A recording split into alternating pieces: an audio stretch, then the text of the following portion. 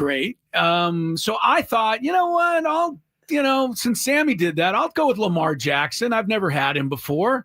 I thought it'd be good. Second round, no one's going to be even thinking about him, except Skraby took Lamar Jackson right before me. So I was, upset a little bit upset there. Then we came back. The snake draft came back for the fourth round.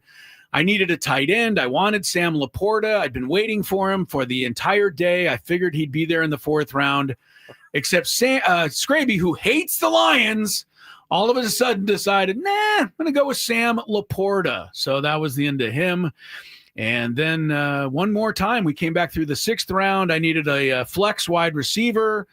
I had my eye on Ricky Pearsall of the San Francisco 49ers, but apparently, and I told my wife, I go, watch, he's going to take Pearsall. And there went Pearsall off the boards. 3 consecutive rounds. When we came around the fourth time in the 8th round, I had my eye on another player, and I don't think I can describe to people what I did in my room. Oh, no, I don't want to know. I was basically waiting for you to stick it to me again. Oh, my God. Weird. Sorry, my camera fritzed out, so I'm trying to get back on the camera. I think what I just said probably fritzed your camera out. I'm pretty sure it did. I don't know. Yes, I probably what just happened? I don't know, and I want to welcome all the youngsters to the program today. Yikes. Yikes is right. That's how angry I am. That's how angry I am. Man. So it is with that fantasy football does to you. I know. So with that backdrop, we get underway today. I can't wait for a little baseball tonight. Padres and Twins. Are you sure? Oh my God, Skraby! He texted me, and I thought he was joking. Gonna lie. I was a little perturbed by the Lamar Jackson pick too, because he was sure enough coming my way if if he had got behind both of you guys. Well, I can just, you know what my favorite part of the visioning of Chris like ready to pick and then me picking, you go, no, and then like for the next minute being like, I don't know who to take. It's true. I was screaming so much I almost didn't know how to react to what had happened each time. This is why we need to live stream this draft 3 times in a row. I might as well add my final indignity of the evening. We got down to about the 12th round or so. Everybody's picking just backup players at this point, obviously. And I thought, Joe Mixon. You never know. I mean, for this round, right? It's like your 4th or 5th running back. But if he does get healthy, that's like getting a second-round pick in the 12th round. And I go, I'm going to take Joe Mixon, sitting there looking at my phone, which is obviously kind of a smaller screen. Oh, wait, that's your first problem. You're drafting on your phone. Fair enough. But anyway, I saw J.M. blah, blah, blah. And I went, oh, good, running back. There he is, Joe Mixon. And I waited. And then, of course, I thought, well, Skraby will probably take him. Skraby didn't. So I pushed the button for Joe Mixon. But it was the button for Jordan Mason, the backup running back for the Vikings. It was not Mixon. It was Jay Mason. Oh, that's a Hank Wheeler.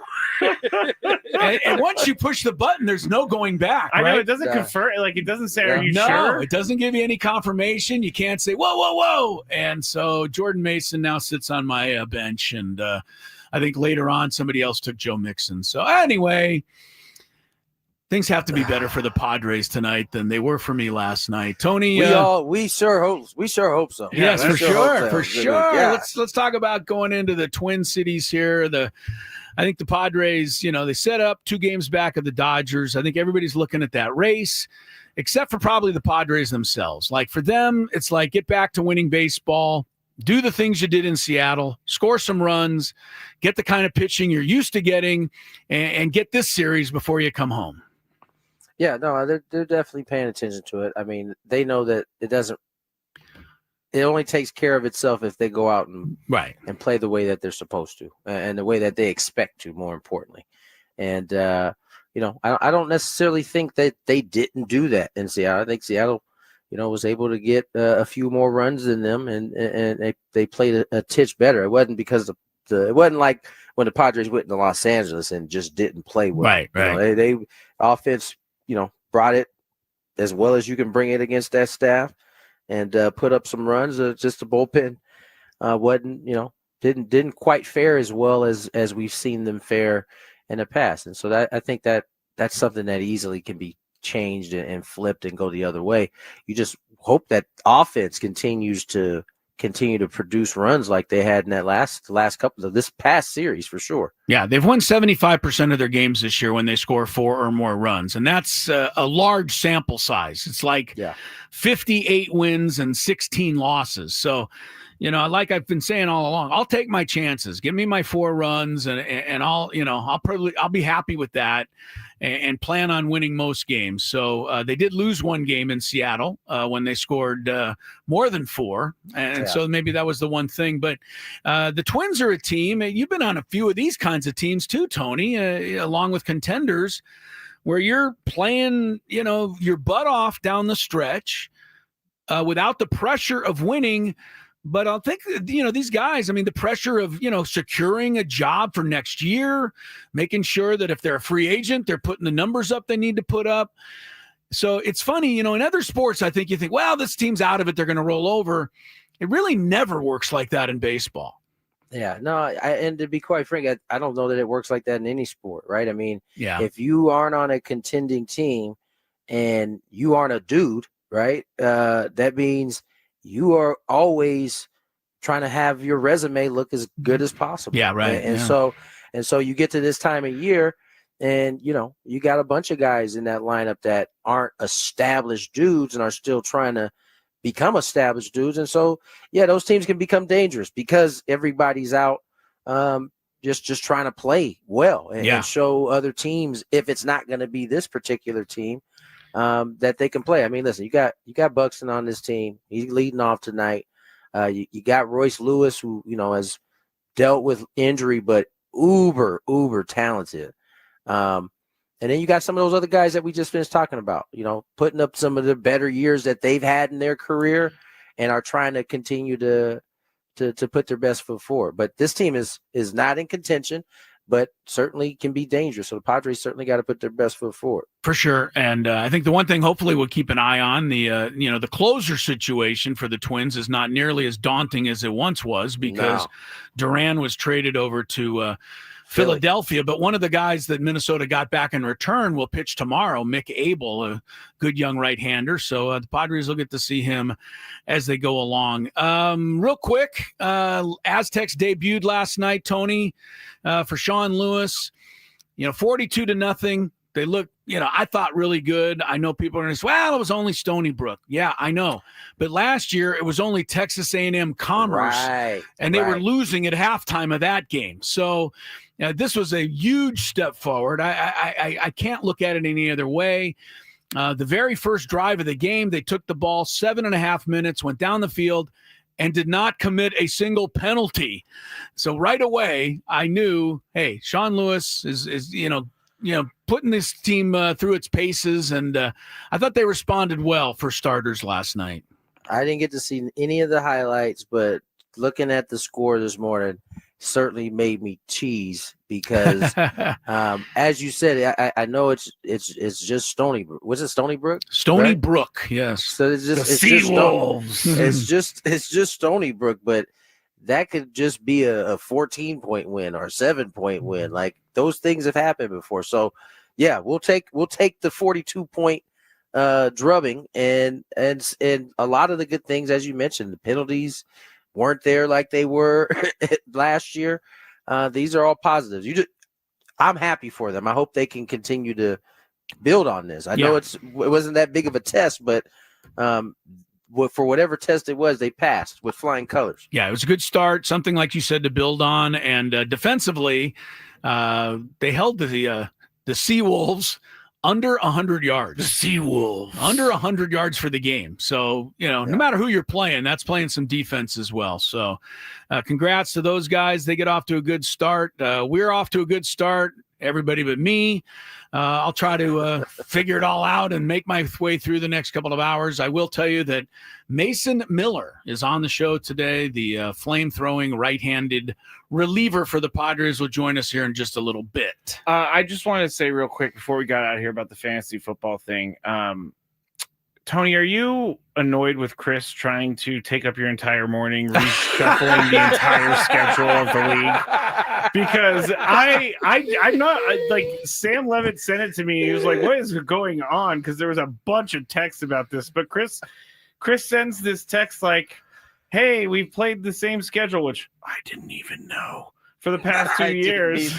And he was like, "Is there any way you can shuffle it around?" And Tony was like, "I'm annoyed by this request." It was, first of all, I was like just kind of getting up, and I get this text, and I knew it was something that it was a kind of important because he had mentioned it last year too, and I just kind of couched it. And so when he brought it up again, I was like, all right, let me go check to make sure that's true. And it was true. We had played the same schedule. So then I'm looking, and it's like, okay, I'm gonna have to do this like one by one. Yeah. And so that's when I text back. I was like, I don't really want to do this. This is a lot of work. I appreciated that text so much. But in fairness, I wrote back and said, okay, if it's going to be, if it's that big of a thing, then I don't want to do it. I didn't know what it was going to take. Yeah, he 100% did. But at that point, my wheels are already turning. You got John chiming in that he wants it done too. So I was like, all right, I'm gonna go do it. So as I'm doing it, it dawns on me like, there's probably a reason why the schedule is like it is. This is going to cause more of an issue. But I went ahead and I did about 10 out of the 12 weeks I changed. Yeah. And when I finished, I was like, I think I sent a text somewhere along the line. Listen, I went ahead and changed it, but if you end up playing somebody 3 or 4 times, yeah, he did. don't come looking for me. Nobody came looking for you, but Lori came to me and said, "How come I play Braden the first 3 weeks of the season?" I appreciated Tony's text back because it's not easy sometimes being the commish. No, it's not. But eventually, I as I started to go in and manually like really try to make sure nobody had no matchups to like 3 times, I realized, oh, there's a button in here that I can just found the button. I was like, this can't be that hard. Right. Yeah. It automatically reset. So there everybody got what they wanted. We got a new schedule this year. Woo. Boom. Man, knowing Chris as well as I do, I think he probably was like, oh man, we're gonna have to stick with the same schedule. I can't handle the same schedule. If we play the same schedule, I'm not gonna enjoy this year as much. Is that right? That plus the fact that you stole every one of my players. It's going to make it a very difficult season indeed. But nope, the commish came through. Everybody's happy. We're on our way. We got game 1 of the series coming up. Gwynn and Chris is underway. Glad you're with us. Happy Friday, everybody. At Ralph.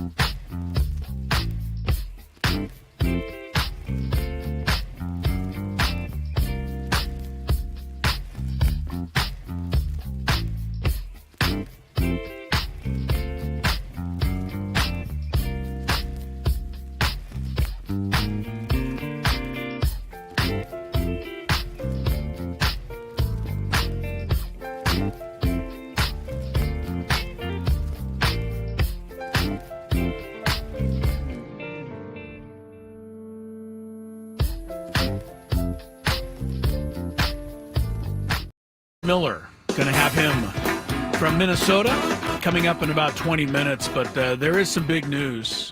Those of you watching on the chat, certainly aware of it by now. Skraby put it along the bottom of the screen during our open. Those of you driving along may not be yet aware of the news. It's not good, though, for the San Diego Padres. Not good news at all, Skraby. I'll let you be the bearer of the bad news to those who haven't heard yet. Oh, okay. So they can the get angry bearer with of you. bad Yeah, news. they can be angry with you. Well, unfortunately, Xander Bogaerts is on the 10-day IL with a non-displaced fracture in his foot. So he and Kevin Acee said he has a quote-unquote chance to be back for the postseason. Chance to be back for the postseason. So not only 10-day IL, but he's not coming back in 10 days. No. Like he's coming back, if at all, hopefully in time for the playoffs. Now, I do find it to be a bit ironic that it is Xander Bogaerts who has been hurt. Now, here's the reason why he got hurt. He's fouled off 20 balls off his instep of his ankle. Yeah. And that's why he finally got hurt. We were talking about it the other day. Like maybe it's time for him to wear one of those protective, shields there. Well, I think but he it's comes too late back, now. Yeah, well, it's too late now. It's right? too late now. This is a big this deal. Really hurts. This is a big deal. It's funny because here's the irony of it. If this was May or June, people would be dancing in the streets. It's true. It's true because Xander Bogaerts, you know it out there. You may not want to admit it to yourself, but you, along with just about everybody else, wanted Xander Bogaerts out, gone, benched, no longer part of this club, making way too much money, all of those things. But now, this injury, it feels like a gut punch. Xander Bogaerts has been a big part of what this team has done. At least the last 2.5 months of the season, he's been one of the best players in all of baseball, statistically, analytically, and any way you want to look at it. So this is a big, big deal. Iglesias will be at shortstop tonight. I imagine Iglesias is going to play every day unless you want to, move Jake Cronenworth to short and eventually move Arise to second and play O'Hearn at first. When Jackson Merrill comes back, right? You can do all of that. You could juggle 3 or 4 positions. I don't know if you want to risk that. Iglesias is such a great defensive player, but you're going to lose a lot. Iglesias has 1 home run this year. He's hitting .228. This is not the same threat as Xander Bogaerts. It's not the same threat at all. And I don't know if I said they recalled Mason McCoy to replace him on the You didn't roster. say, but yeah, he's the guy that's going to come up. But he's going to fill in. He's not going to carry you through October. The bat, Iglesias' bat, his defense, they're not going to skip a beat if he's a shortstop every day. He might even be better. But his bat is hit or miss. It's been pretty quiet. Yeah. It's been quiet. He's got 9 doubles and 1 home run. He's got 10 extra base hits the whole season. He does seem to get some timely hits. I love that about him. I do love Iglesias, but it's not Bogaerts. This is a guy right in the middle of your order, taking the number 5 hitter right out of your order, probably the rest of the season, and one of the leading for the playoffs, and one of the leading base stealers on the team. He's got he's only been thrown out 1 or 2 times. He's got 20 stolen bases. Yeah. It's a blow. Now, so here's the thing. You either go with Iglesias at short and keep everything else the same, or when Merrill comes back, you obviously put him in center. Laureano goes to left. You put O'Hearn at first, move Arise to second, move Croney to short. That could work. It could, but are you willing to take that chance defensively? Your new double play combination is going to be Cronenworth and Arise, which isn't going to remind anybody of any Gold Glove winning, combinations that we know of. Then you could go with Sheets as your DH every day, right? And you'd still have a pretty solid lineup. Yes. But I don't know that you can do that defensively, game in and game out. So it'll be up to the Padres. I'm sure Mike Schilt will talk about it before the game. If we find out, if we hear from Mike Schilt before we're done at 4:00, you also will hear from Mike Schilt. But this injury to Xander Bogaerts, certainly a blow to the Padres. I mean, right now they're getting by without Jackson Merrill. He's not back yet. He's not in the lineup tonight. Michael King, they're still getting by with him. There's still nobody scheduled to pitch Sunday. I don't think that's going to be Michael King. So they're holding out. But the one thing with both those guys, pretty much expecting them back. Xander Bogaerts, I think, is now a coin flip as to whether he's even on the postseason roster based on what Kevin Acee wrote today. I immediately saw tweets saying, oh, well, this is a minimum of 12 weeks. Let's not go to that extent yet. We have no idea how bad the fracture is. Well, all that I stuff. also want to say hi to all of my doctors out there who stayed at a Holiday Inn Express this last person, night. one of the people I read said that they were a doctor. So. Okay, but maybe still, they know you then. haven't actually, no one really knows the severity of the injury. All we know is that it's bad, that he's not in the lineup. I'm seeing some people in the chat, and by the way, you can watch us on YouTube. Just search 97.3 The Fan if you would like to watch the show. But I'm seeing on the chat Will Wagner, but that doesn't excite me. I don't know what he can do. Will Wagner plays, according to Baseball Reference, first base, second base, third base. So you could have him do some of that, but you already got a ton of first basemen. You already got, now you have less shortstops. With all due respect to Will Wagner, he's played, first of all, not 1 minute of shortstop in the big leagues. So I don't think they would put him at short. Put him at third and move Manny to short? No, well, Manny has played short, but I don't think Manny's in the shortstop part of his career. I'm just saying. I mean, what are you going to do with Will Wagner? Where are you going to put him at second and move Crony to short? No, Will Wagner's not the answer. I don't think so. Will Wagner's a 266 hitter over, 200 at bats. He's okay. Now, will I like to see He's him? Got no home runs since, 2 home runs in his career. Do I want to see him find success? Absolutely. Of course, I want him to come off the bench and get some big hits. I don't think Will Wagner's the answer to this issue. We're going to see. And, we talked about this on the roundtable yesterday. Ben brought it up, but he's right. You get to this point, trade deadline's passed. Yeah. There's really not a whole lot you can do at this time. Like, who can you get a shortstop from right now? I think you could make a trade, but players would all have to pass through waiver. There's a whole lot of stuff that has to happen. So, yeah, this hurts. But I don't know. You got to soldier on. And for those of you, who remember back in May, we were winning without Xander Bogaerts basically back then. That is, he was in the lineup, but he wasn't doing anything. So, you can think of it that way, I guess. Our boss is saying he's comfortable with Iglesias at short. I'm comfortable with Iglesias at short.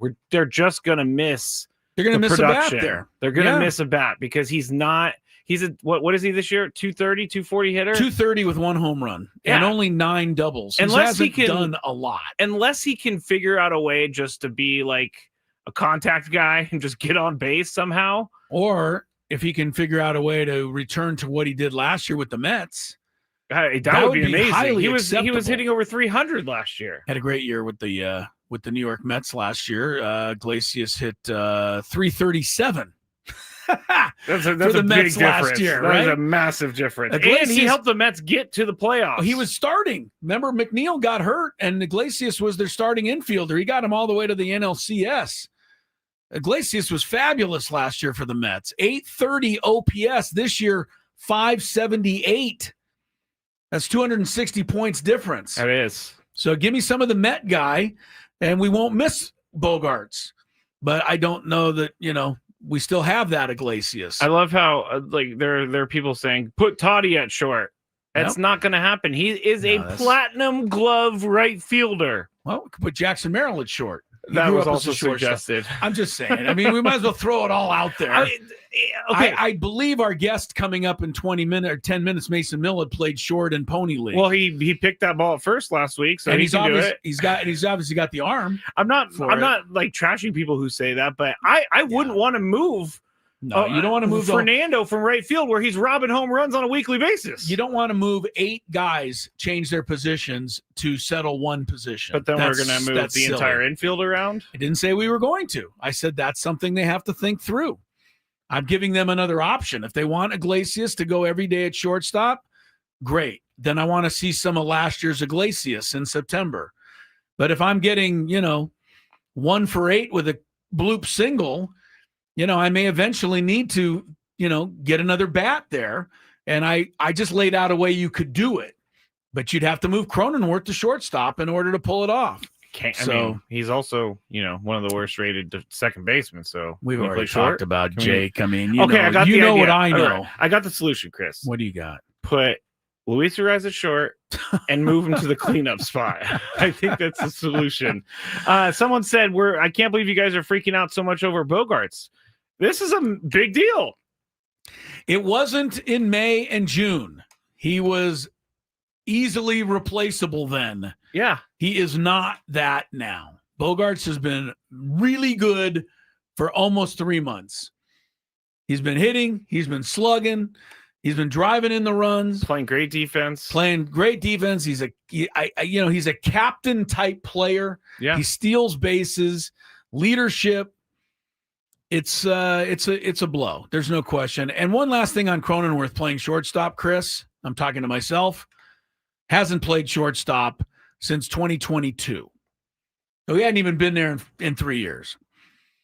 I don't think that's really viable. I think it was just another thought. And the reason I say is because when Bogaerts went down with the foul ball the other day, he stayed in the game. Yeah. But Schilt was asked, because Iglesias was already in the game, Schilt was asked who would have played short, and Schilt said Cronenworth. Interesting. So I'm putting it out there. I don't know what they're going to do. I know for tonight, Iglesias is starting at shortstop. All right, we'll take a break. When we come back, what else you got? Sorry. Sam Levitt just texted me that he has Bogaerts audio and he's sending it to me so we can hear from Bogaerts before we talk to Mason Miller. All right, Bogaerts audio. We'll get the latest from him. He is on the 10-day IL and he is in jeopardy. I don't think this is overstating it. He's in jeopardy of being out for the rest of the season. As Kevin Acee said, they're hoping he can be back for the playoffs. That is certainly no better than a coin flip. Mason Miller, the flame-throwing right-hander. But, I'm pretty impressed with this guy. Tony and I visited with him. You'll hear that also in the next segment. Happy Friday.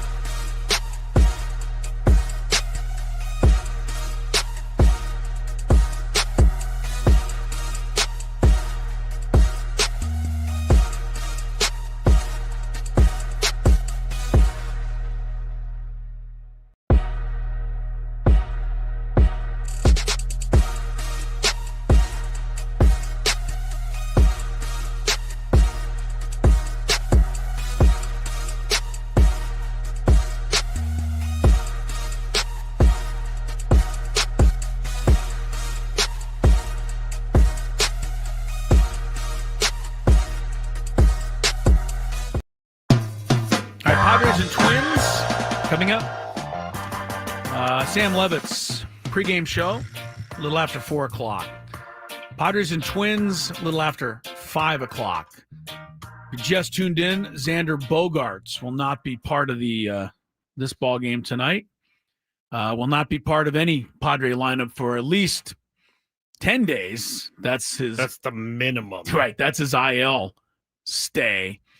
But Kevin Acee reporting that there is concern that he may not even be able to come back and play in the postseason. He injured himself, not himself necessarily, the ball injured him, but kept fouling balls off the instep of his left leg. Did it for a final time, I guess, the other day in Seattle, hobbled his way to stay in the game, but now has a displaced fracture of the ankle. And,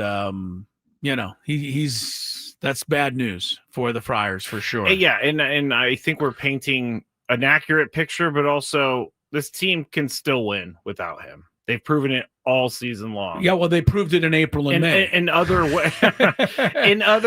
circumstances, they've proven they find a way to get it done.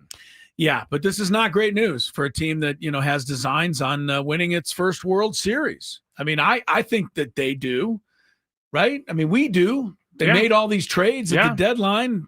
Mason Miller will be our guest in about 10 minutes. We were going to play him now, but I want you to all hear from Xander Bogaerts instead, because we have some sound from him reacting to the news.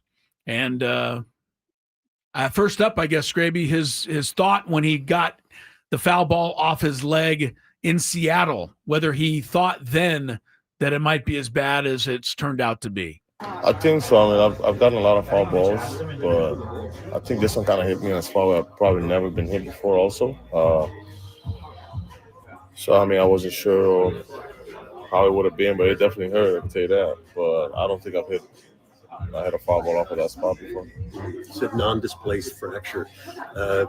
Tell us about what that means in your terms for as far as timeline, how you're going to treat it, etc. A couple weeks and, looking to be back. Hopefully, right before the regular season ends. I mean, that's probably what I'm trying to hope for. I mean, last year I had the shoulder and came back a little earlier. Blessed with some nice bones, so hopefully I can help with this time also. I would imagine a certain level of frustration given the time of the year and the fact that you're swinging it well and you found a nice rhythm at the plate. I know you worked hard on that. Can you speak to where you are mentally when you get an injury like this at this point? Yeah, I mean, it's you're not expecting it, even like doing an MRI and a CT scans and stuff like that, really anticipating any of that. But I mean, once the news comes, it's like, I think last year was probably the worst one. I mean, I've never had to be out for a long time. And I remember when they told me the amount of time I was out last year, I mean, I cried a little bit. I mean, I've never been out that much, So this one, just being able to understand that probably will be back a little bit, hopefully before the regular season ends. I mean, it makes it a little bit better. Instead of being like, hey, you broke the whole thing and you're out for the whole season, it probably would have been a different type of reaction. Are there things you can do to stay in baseball shape, throw or swing it earlier than? I think the throwing probably will be the only one that I can probably. I don't want to really lose that. It feels good the way it's coming out right now and online and everything. So I think that's probably the only thing I can try to work on or just continue doing. Besides that, I mean, hitting, you need your legs and fielding also. Maybe you could do some drills, stuff like that, but nothing like on your feet now. All right, Sam Levitt will have more of that Xander Bogaerts sound on the pregame show, but I think you get the idea. Now, he's painting a pretty he is. upbeat picture. He's got good bones, he said. And he said he's been blessed with nice bones. Nice bones. They're not good, Skraby. They're nice. I love that. Yes, they are very nice bones. So hopefully, look, Kevin Acee didn't say he's out. Kevin Acee said that it's, going to be risky in terms of whether he can be back for the playoffs. So we'll just all have to keep though. Well, yeah, Xander says, hey, this is what he basically said is I feel, not great. Yeah. But I'm happy knowing that it's not out for the season. Yeah. So he's certainly planning on being back. He said a couple of weeks. Well, a couple of weeks would be September 15th. Don't think that's going to happen. Remember, the season goes till the end of September. Yes. So that, I think, is what we're all hoping for with Xander Bogaerts. All right, more, like I said, with Sam Levitt, pregame show coming at 4 o'clock. Gwynn and Chris, San Diego's #1 sports talk station, 97.3 The Fan. We got Mason Miller. Tony and I spent a little time with the flamethrower. He's kind of a very soft-spoken flamethrower, right? He's a very mature guy for being, I think, 26. Yeah, looking forward to this. We'll have you hear that in a moment, but I did want to give you the lineup for tonight's game, which no longer includes, obviously, Xander Bogaerts. Does include Fernando in right field. I'll say it. Luis Arraez at first base. I'll say it. It's not up to me. I didn't make out the lineup. Why didn't you put him back there, Chris? Sorry about that. Manny Machado batting third. Ryan O'Hearn's DHing tonight. That's another thing that bothers people, the fact that I think we're past that. Now we're on to the Arraez first. No, that Arraez is playing first and O'Hearn's DHing. People want O'Hearn to play first. I can kind of understand. But you got to keep him off his feet sometimes. That's how Mike Schultz going. Laureano's batting fifth now with Bogaerts out. Sheets stays in left field batting sixth. Iglesias at short. Cronenworth and the very ice cold, I might add, Freddie Fermin catching. I think he's had like 1 or 2 hits since the first couple of weeks, but he's in there tonight. Nestor Cortez, who had the great game last week against the Dodgers, 6 innings, 1 hit. See what he can do against the Twins. And Zebby Matthews. Don't know a whole lot about the Zebster. I love the name Zebby, though. I kind of like it. He's in there. I hope that he's not in there long, but he'll be starting. I'm trying to see some familiar names in the Twins lineup. Remember, the AL Central is where players go to kind of disappear from view. A little bit, yeah. But Byron Buxton is leading off. Tony mentioned that. He's all that, okay? He's leading off. The other couple of names I remember, Royce Lewis, and you remember Cody Clemens. Yes. The son of Roger. I will tell you one thing. Who has actually started to swing a little better bat. He's in there as well. But the rest of these guys are not going to be all that familiar to you. Watch out for Luke Keyshaw. Oh, another guy batting third. Keyshaw. I've not even heard of him. This is a fantasy baseball thing. I had him on my roster forever. He came back first at bat, hit a home run, or second at bat, whatever. But he's been hitting and stealing bases, and he's dangerous, and I don't like facing him. If you would have said before the show, who's Luke Keyshaw? If you would have said, I want to tell you about Luke Keyshaw, I would have said, "Who? What does he do? Am I taking my laundry to him later?" Maybe. No, he's a good hitting baseball 337 and 98 at bats, 976 OPS. Yeah, he's pretty good. He's been good. All right, so that's the Twins, that's the Padres. Now, Tony and I and our visit with Mason Miller. I think you all know about the diabetes. We do talk a little bit about that with him. We all know that he throws hard. We get into that. And some other stuff that you may not be expecting with the Padre reliever. Friday interview, and man, we're really excited to have with us Padres reliever Mason Miller joins us here today on 97.3 The Fan, and Padres, of course, in Minnesota, getting set to take on the Twins. Mason's been here for coming up on a month now, Mason, since the trade deadline. How are you acclimating to San Diego and the Padres? Everybody tells us that this is a very welcoming franchise and a welcoming locker room. Oh, it definitely is, and thanks for having me, guys. It's been obviously a chaotic change middle of the year, but everybody within the organization and around the team's done above and beyond what they could do to help make me feel at home and comfortable and everything that I need. So the transition's come about as well as I think it could have. You look as comfortable as anyone who has only been with the team a month can look.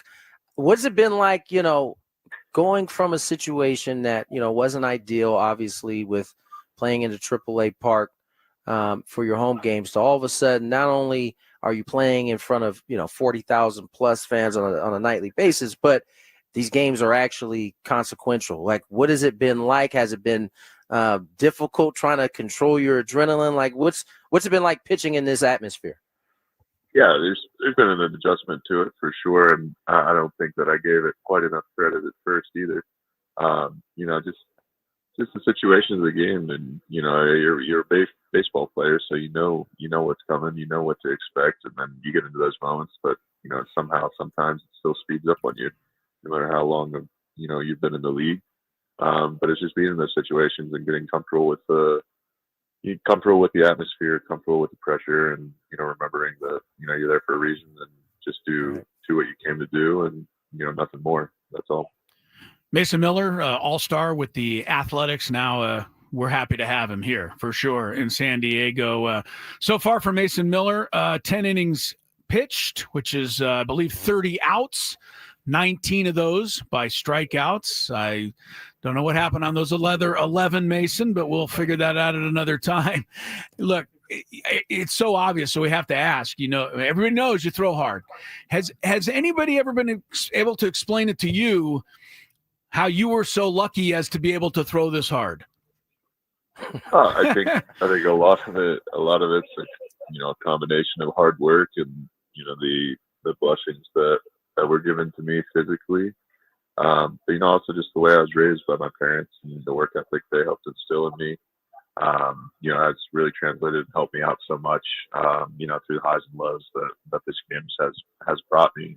I've played at so many different levels and had success and failure at all these different levels also. So just kind of remembering where I came from and trying to keep that humility about me and just be grateful for every single day here.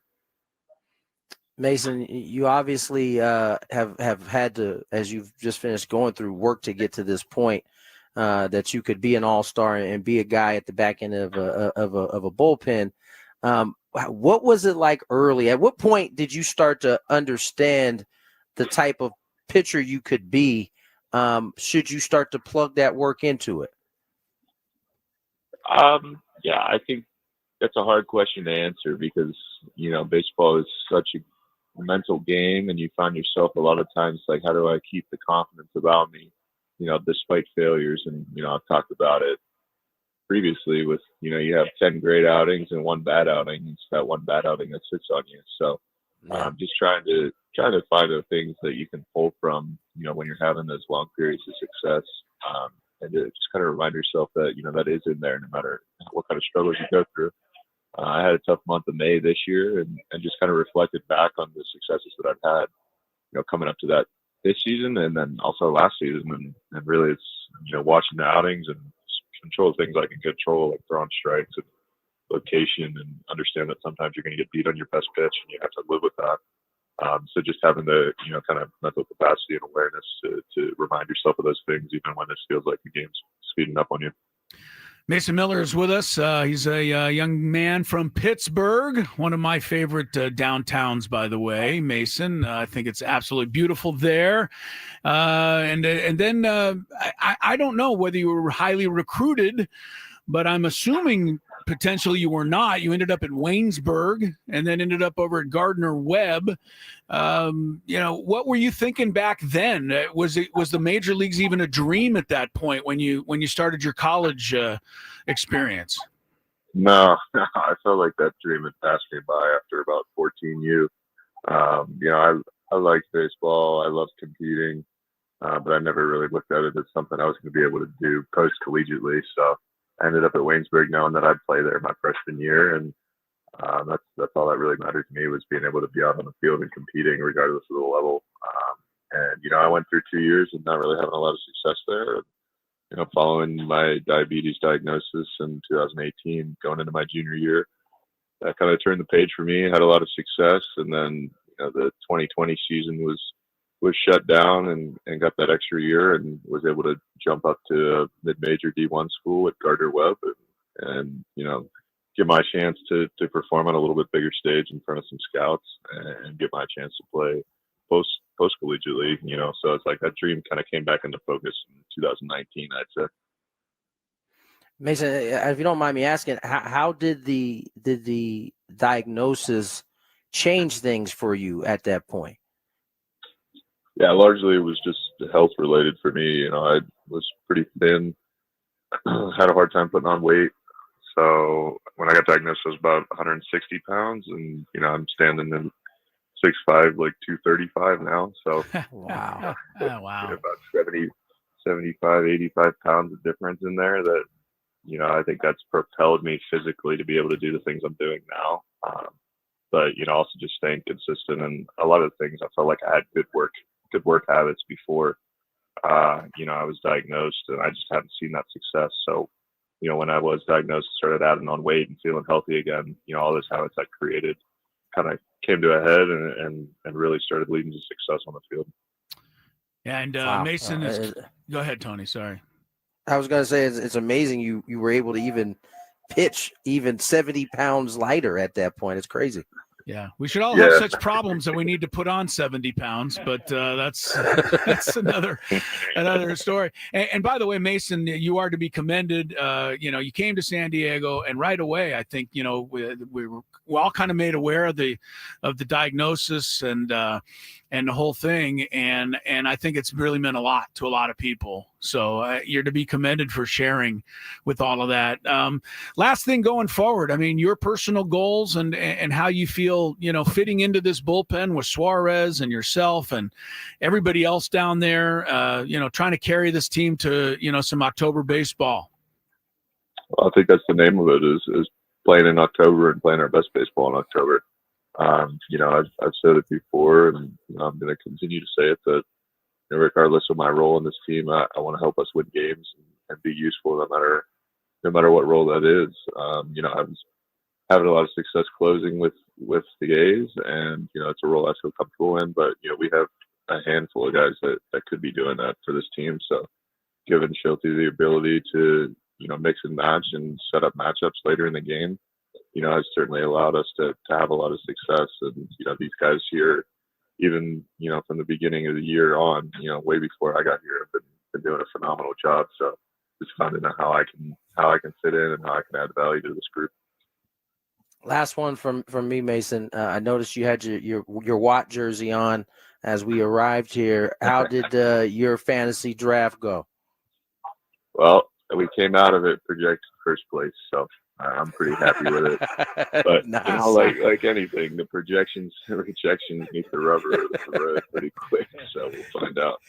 If you haven't heard yet, I understand Cronenworth offers really lousy trades. So I read that somewhere. So be careful. We have him in week 1, so hopefully we bury him. I'm just glad to hear what's important to Mason Miller is what's important to us. Getting that first fantasy football W. Hey Mason, thanks so much. Welcome to San Diego. We are thrilled to have you. Look forward to the rest of this year and beyond. Best of luck, sir, and appreciate your time very much. Thank you both. Hi, very good. There's Mason Miller. A little chance for you to get to know him as we got to know him. Wearing a, Tony said, I guess a J.J. Watt uniform. He's from Pittsburgh, right? That made sense. Or T.J. Watt, right? Pittsburgh. Mason Miller's Well, from there's Pittsburgh. J.J., there's T.J., and then there's But I bet he was wearing a T.J. Derek Watt. I don't think he was wearing a Derek Watt jersey. Yeah. He's got a 16.2 strikeouts per 9 innings this year. Unbelievable. Wow, and he throws impressive. that slider, which I didn't even ask him about, but that should be outlawed for a guy who can throw as hard as he does. It's nasty. Xander Bogaerts, that's the bad news of the day. He's on the IL. We'll try to give you some good news when we get into hour number 2 of Gwynn and Chris. It has to do with average temperatures in the year 2024. And this is the average temperature, hot, maximum per day, minimum per day. It is going to be your job today to find the 25 states whose average temperature is under 55 degrees. California's at 60. You're looking for anything under 55. I'm not going to let you go first. I'm going to give Tony first. Let's start with Montana. That is correct. Montana's the 4th coldest state in the U.S., 44.5 degrees average temperature. All right, Skraby, that leaves a really obvious one for you. I gave Tony first, but he didn't take it. So you can. I don't know that these are that obvious to any of us. All right, Chris. Well, I think one is obvious. Alaska, I think. I thought Alaska was pretty obvious. 27.8 degrees average temperature in Alaska. 16 degrees colder than any other state. Tony's up. Washington, the state. State of Washington is on the list at 48.4. So Tony takes the 2-1 lead. Skraby, give me a cold state. Maine. Tony, you're up 2-2. How about Idaho? Idaho's pretty cold. Cold enough at 45.5, seventh coldest in the U.S. Well, it's my favorite state to say. Minnesota. Yeah, that was kind of obvious. Same as Idaho. Minnesota, 45.5, Tony. How about North Dakota? North Dakota, there North you Dakota. go. You found it, number 2, 43.7 there. I'll take the lesser known Dakota.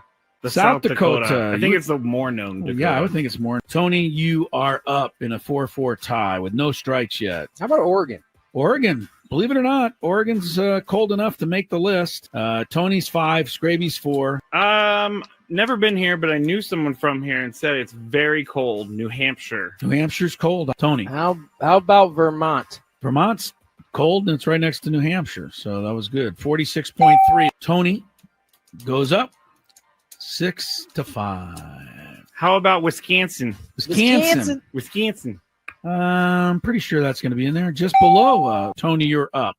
We're going to move to Wisconsin's neighbor. How about a little Illinois?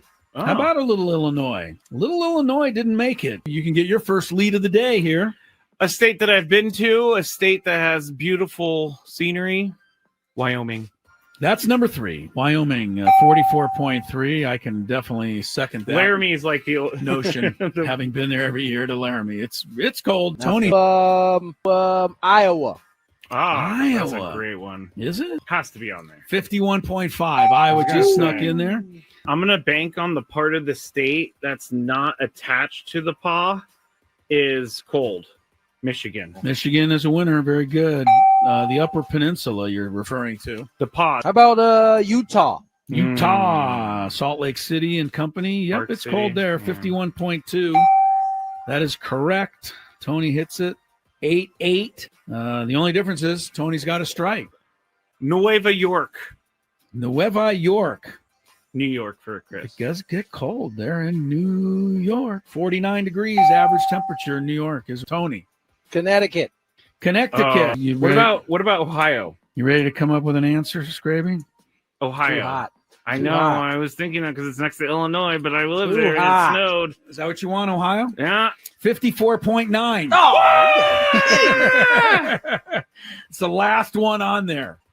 Skraby goes up 10-9. How about a little Pennsylvania? Pennsylvania, Yeah. frigid old Pennsylvania. Frigid old Pennsylvania. Home of Philadelphia, Pittsburgh, Harrisburg. And cold enough at 52.1 to make the list. Pennsylvania, baby. 10-10. Massachusetts? It has not been said. Doesn't mean it's correct, but it is 51.2. Skraby hits a bell. Massachusetts. 11-10. Tony, you're up. Oh, man, this is hard. There are 4 left. Cold. How about Indiana? Oh. Indiana. No, Tony. It's a strike. 55.2. Indiana just over by 0.2. Some of the cold spots in the country are in the plains. Nebraska. Yeah. Lincoln. That's all I got on Nebraska. Skraby's doing okay. That's correct. Wow! 52 degrees. Colorado. Skraby for the win. One of the most forgotten places in the United States Is Rhode Island. And it is correct. Yes! Sorry, that was a lot. Does that mean I win? Game is over. Yes, Game you've is won. over! That was a stupid game. I didn't think you'd like it since it didn't win it. Those are my shoes on the glass. Sound like you're playing basketball over there. Sounds like shoes squeaking on the floor. Lack of rhythm is what that's called. I'm not going to disagree with you there. I've told you many times. Together here today, Chris Ello, Matt Skraby, the Odyssey Palace Studios. Tony was with us throughout the first hour. He's in Minneapolis. They're not going to let him back in Minneapolis, Skraby. He attended the Lynx game last night, the WNBA game. Yeah. And the Lynx had only lost one game at home all year. Yep. Now they've lost 2. Yep. He was witness to them losing, so they may not want him back in Minneapolis. Tony and Jesse have the call of Padres Twins coming up at 5:10 first pitch at Target Field. I was like, what? Target Field. My wife and family members call it Target Boutique. Oh, yeah, a boutique. Boutique, yeah, Target Boutique. It's not Target. It's so it's not a worldwide conglomerate. No, Target it's a boutique. To them, it's something much more than just Target. Okay, Target I used to go to all the time, but Target's men's clothes have suffered. I don't like anything there. Yeah. Well, you don't have to call it a boutique. My wife and her friends will. Xander Bogaerts to the 10-day injury list, and probably going to be a whole lot longer than 10 days. Displaced, fracture of the ankle. Hurt it on all those foul balls that kept hitting off the inside of his left leg, ankle area, of course. Kevin Acee says touch and go, whether Bogaerts will be back for the playoffs. But Xander Bogaerts, as you heard him say about 20 minutes ago right here on the show, said no, he's planning on being in the lineup for a postseason. So he has nice bones. He said it straight up. I have nice bones. One of my favorite comments of the year. It was a good one. It was a good one by Xander. So hopefully he's right and he is back. But for the time being, at least Jose Iglesias takes over at shortstop. He'll be there tonight against the Twins. A couple of other things to touch on here. Aztecs did win comfortably last night. Good start to their season, 42-0. I don't know if you saw any of the game at all, Skraby, because you were working and you were, hustling home for the fantasy draft. Yeah. 3 plays into the game, maybe 4. Their new quarterback, Jaden Denegal, takes off on a scramble and gets, tackled. Didn't look anything too bad. Comes up holding his left shoulder and goes right off the field. And I'm thinking, no way. Wait, when was this in the game? 4 plays into the game. Oh, I missed this completely. Yeah, I'm like, no way. They can't. The Aztecs are unlucky, but even they can't be that unlucky. 4 plays. Right, that their new quarterback, the guy who's going to, hopefully bring them out of, turn everything around. But thankfully, I guess it was just a, stinger or something. Anyway, he was back in there like 4, maybe 3 or 4 more plays. He came back in. He finished the first drive, and so that was fine. But a little bit of a scare there. Lucky Sutton, the young man out of Cathedral, Braden Surprenant's like best buddy in the world. Lucky had 100 yards and 2 touchdowns. Ran the ball well last night. And as I said, the defense did not even give up 100 yards in the entire game. So that's a pretty good start. And when people say, oh, it's just against Stony Brook. Yeah. Well, you know what I say? Well, they did what they were supposed to do against Stony Brook. Right. I mean, they're so not be happy. And they're not the only team that's going to play somebody like Stony Brook. I mean, George is playing Marshall tonight or tomorrow, so these teams, a lot of teams open with games like this. We'll find out more about the Aztecs September 6th, a week from Saturday, when they play at Washington State. But at least this was something good to build on. Yes, for Sean Lewis. That had to have felt good. I thought much better than last year when they played, Texas A&M Commerce or something, and they won, but they were losing at halftime. And I was like, this isn't great. Yeah. So they ended up winning that one. But last year, I think they had 16 penalties in the first game. This year, 7. So much better. Clean that up. You're going to be running laps forever, guys. Yeah, right. That's right. That's what Kirk Kenny told us. When they did the penalties, get them laps. I'm trying to find some good news. So here's the best I got for you. I think this is pretty good because I know how we as a Padre fan base feel about this player. You're going to be happy when I tell you that the Boston Red Sox moments ago, maybe not moments ago, but a little while ago, released Walker Buehler. Just cut him loose. I believe I was reading this earlier. I believe if they claim him, if someone claims him today, he will be eligible for the postseason. But if he doesn't get claimed today, he's not eligible for the postseason. I would think he's got to get claimed before the end of August. That used to be the rule anyway. Before the end. Okay, so they might have a couple more days. Might have a day or two, but Buehler's 31 years old, had a 1-year, $21 million deal with Boston. He's out now. We would be a little surprised. He was 7-7 with a 5.45, but one of his really good games was here against the Padres. Oh, yeah. On that Friday night, he pitched well. And Buehler, I mean, we don't like this guy. Okay, it is September 1st. I'm being notified. Okay, so they have until September 1st. So they got a couple of days to get him. In order for him to be Somebody on the wants to claim roster. him, but he was one of the heroes of the Dodgers winning the World Series last year, certainly against the Yankees. He got the final 3 outs. He pitched 5 shutout innings in Game 3. So he had a good World Series. That's not that long ago. Should I even ask? Would we even consider it? I was just thinking he could be picked up for veteran minimum. They don't have to pay him a lot of money. The Red Sox are going to have to pay his contract because they're the ones who let it go. I shouldn't. Baseball has such complicated contract rules. Yeah, it's a little weird. Either way, I say kick the tires. Here's the only reason I would do it, because I don't like the mixture. It's a bit of an oil and versus water mixture, because Walker Buehler probably isn't all that well loved by the Padres themselves. I don't know. Not just us fans. There's a lot of balls thrown at heads. That's true. You know, but if he can help them win, they will welcome him in with open arms. But do we try it? But here's the only reason I would even think about it. I don't want to see the Mets claim Walker Buehler. I don't want to see the Cubs pick him up and then go into a playoff game in Wrigley Field, and there's Walker Buehler, who's, we struggle with.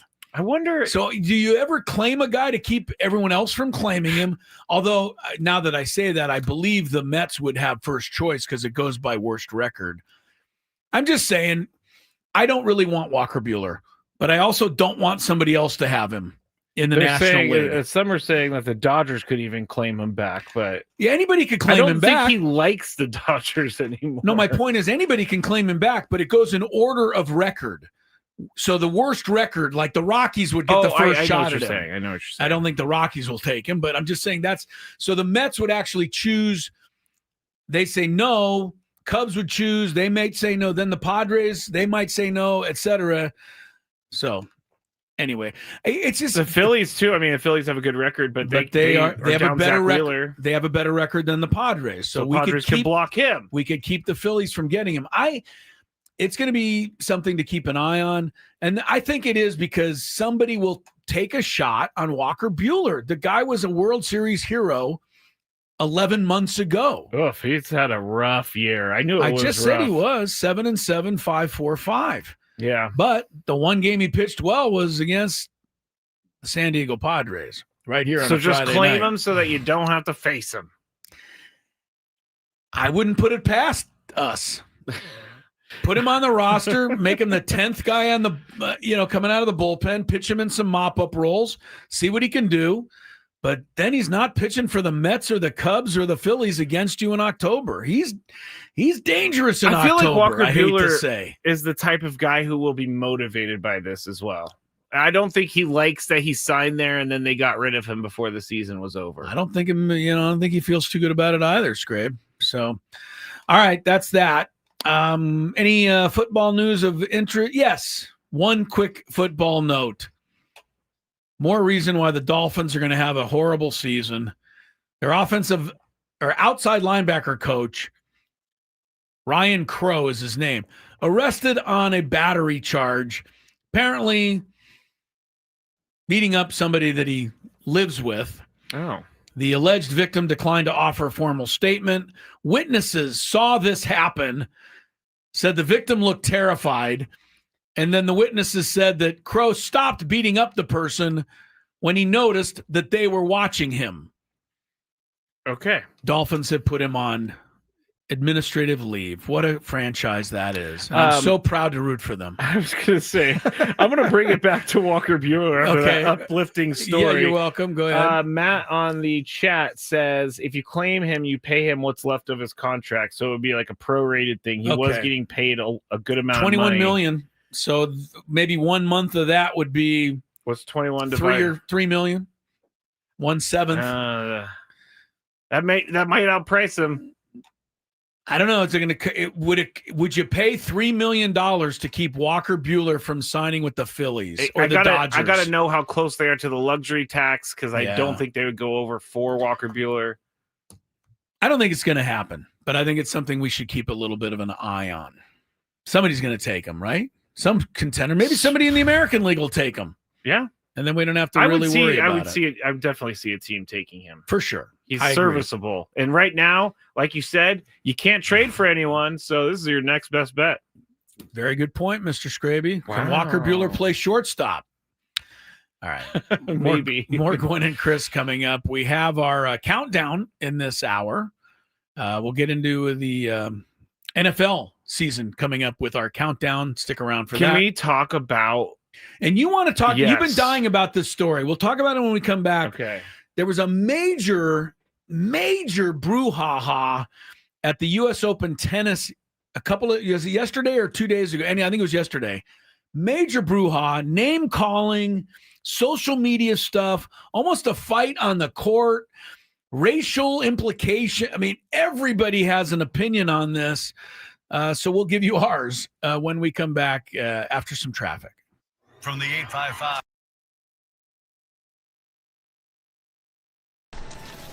What are we doing, guys?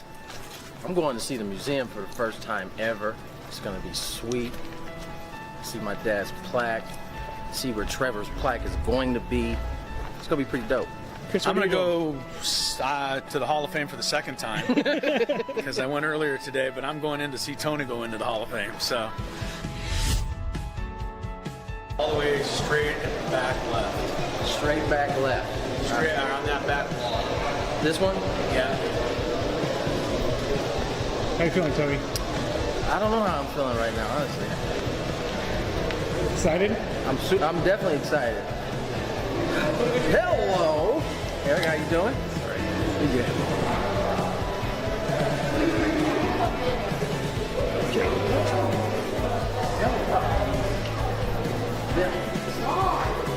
Wow. Just like I told you, next to the famous Barney Dreyfus and Leslie Wilkinson, whoever they are. That does look like them. I know. It's a good shot. They don't do them all that great. That one's good. Really good.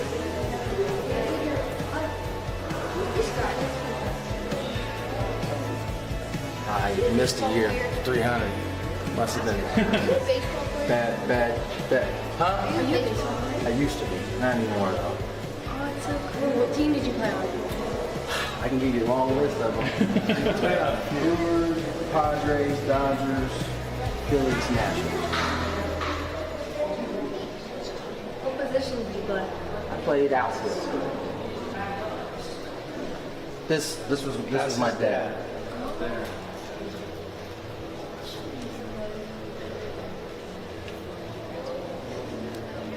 Oh, there's Dick Williams, Goose. I think he'd be pretty happy with his company over here. So. What are you thinking seeing it for the first time? I'm thinking I'm hot. I'm quite warm right now, but it's cool. I mean, it's what I thought it was going to be. I mean, who not too many people can say they have a dad that's enshrined in this place. So I think this is awesome. What are we doing, guys? I'm going to see the museum for the first time ever. It's going to be sweet. See my dad's plaque. See where Trevor's plaque is going to be. It's going to be pretty dope. Chris, I'm going to go to the Hall of Fame for the second time because I went earlier today, but I'm going in to see Tony go into the Hall of Fame. So all the way straight and back left. Straight back left. Straight on that back wall. This one? Yeah. How you feeling, Tony? I don't know how I'm feeling right now, honestly. Excited? I'm definitely excited. Hello, Eric. How you doing? You good?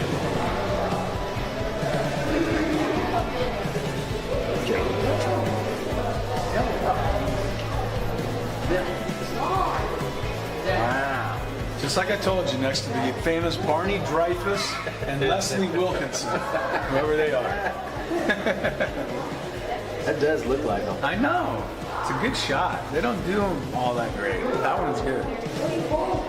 Really good.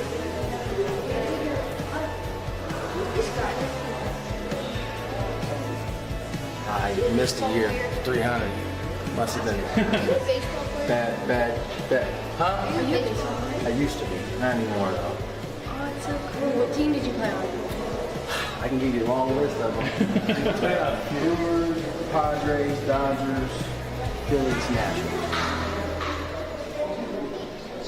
What position did you play? I played outfield. This was my dad.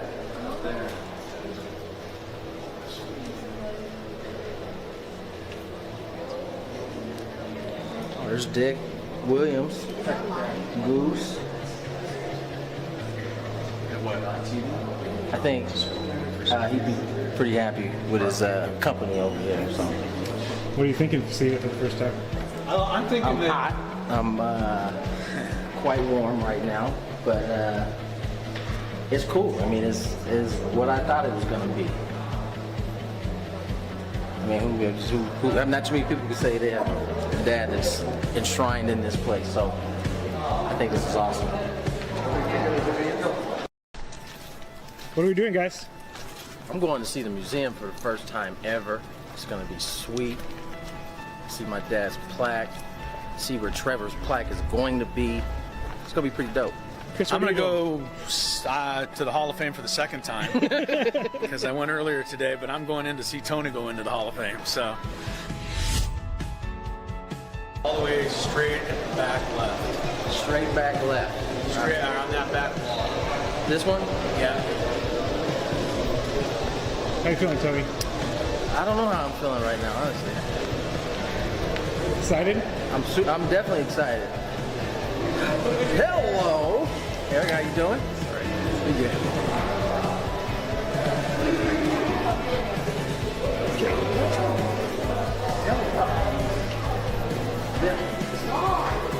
Wow. Just like I told you, next to the famous Barney Dreyfuss and Leslie Wilkinson, whoever they are. That does look like them. I know. It's a good shot. They don't do them all that great. That one's good. Really good.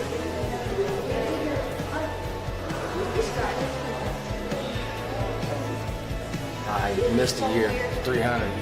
Must have been bad. Huh? Are you a baseball player? I used to be. Not anymore, though. Oh, it's so cool. What team did you play on? I can give you a long list of them. Brewers, Padres, Dodgers, Phillies, Nationals.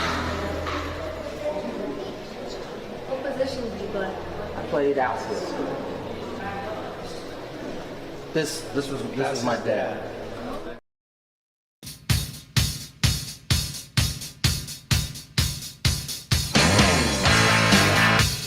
All right, back at you here, 321. Chris Ello, Skraby, Odyssey Palace Studio, Sam Levitt. In with the pregame show, 4 o'clock. And Sammy will have more sound from Xander Bogaerts. We played you some earlier. Xander landing on the 10-day IL today with a displaced fracture of the left ankle. That's the result of continually fouling balls off that left ankle. I hate to correct you, but it's the foot. Thank you. Oh, it's a displaced fracture. Oh, it's not the ankle. Non-displaced fracture in his foot. Oh, please correct me, because I'd rather be correct. I'm in a good mood today, for a so change. I don't want to. I'd rather be correct for a change rather than just, throwing stuff out there. He's got a broken arm, everybody. It's going to really be tough. All right. We have an update, too. Yes, we have an update on Michael King and also Mr. Merrill. Yes. So I'll let you give that. Kevin AC is reporting that Jackson Merrill is in Arizona getting live at bats. Looks like return next week versus Orioles if all goes well. Michael King threw a simulated game against minor leaguers in Fort Wayne today. 4 innings, 60 pitches. Orioles series also seems likely for his return. So there you go. That's good news, Chris. There I go. That's good news. That's pretty good. Pretty good. We should get them both back, you're saying, for The series starting Monday against Baltimore. By the way, next week, I don't know what day it is. Cheat. Oh, I did it yesterday. Here it is, September 10th. Oh, that's not next week. Never mind. It's when the Reds come in. There's going to be a Dylan Cease bobblehead. His no-hitter bobblehead. Did everybody know? We ran into this note earlier, and now I'm gonna give it publicity. Why? Some guy sent us a thing and said, "Hey, if you ever want to do a fun interview, you should get this guy. He's the CEO and founder of the National Sports Bobblehead Museum, which is located in Milwaukee, Wisconsin. Who knew there was such a thing?" I had no idea. But I'm assuming that this guy probably has every bobblehead from every team and every sport. But how is that even possible? That would be a lot of bobbleheads, Let me right? look this up. Bobblehead Museum. Yeah, look up the Bobblehead Museum. See what he's working with. What he's working with there. Oh, well, the first pictures I saw were there's lots of bobbleheads. Oh, I would imagine he's got a few. Oh man, yeah. It says check out our every category imaginable, sports to pop culture to politics. Oh, even pop culture, not just sports. Oh, they have a Martin Luther King Jr. bobblehead. Not here. just sports then. So even more. Yeah, they have well look, Chris, look, they have a Tua bobblehead on the front page. Is it broken? Yeah, his head's lying on the ground. Who knew? Big powerhouse performance last night by Mr. Schwarber, Kyle Schwarber. And it was kind of timely because you and I, part of our daily gambit yesterday was deciding who would have more total bases, Schwarber or Aaron Judge. Both Tony and I said Schwarber, and we said because he looks like he's going to hit a home run every time up. But he was in an 0 for 20 slump, which you pointed out, and you picked Judge. I did. But Schwarber last night, 4 homers, big 4 home run game. He's up to 49 now. So he's one off the 50 mark. He has broken the second most Phillies ever, passing Mike Schmidt. Ryan Howard is the Philly record holder at 58. So Schwarber has a month. He's got a month to catch Ryan Howard, but Schwarber has a chance to certainly going to be the 34th player in history to reach the 50 home run mark. Hits 4 last night. It was the 3rd time this season that has happened, which is nuts because it's only the 21st time it's ever happened. That is nuts. And to give you an idea of how few that is, that's fewer times than a perfect game has been thrown. Which, right? Yeah, I mean, that's crazy. I can't believe it. So there's been more perfect games in the history of Major League Baseball than there has been 4 home run games. But now there's been 3 this year. And we know Schwarber.